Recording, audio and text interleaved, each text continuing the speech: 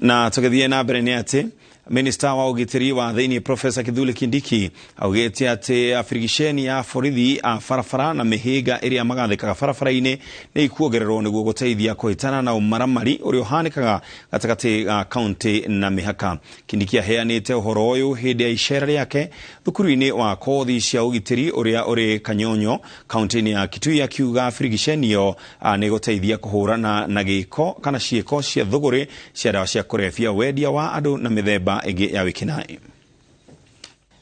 We have a number of projects that require urgent completion, including the airstrip.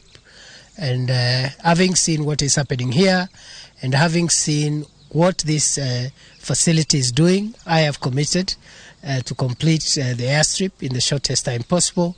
And therefore, the Ministry of Interior will be allocating 200 million shillings to help in the completion of that airstrip.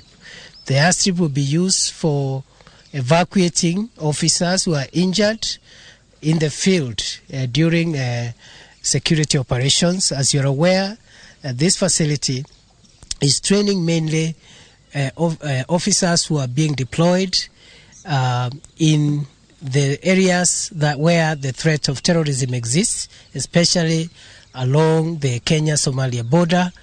As you're aware also, this facility is training officers who are being used increasingly now in the fight against cattle rustling in northern Kenya. Therefore, an airstrip in this location will help us enhance our logistical capacity, not only for evacuating our officers and transporting them, but also in terms of providing supplies and logistics for those who are serving in the northern part of our country.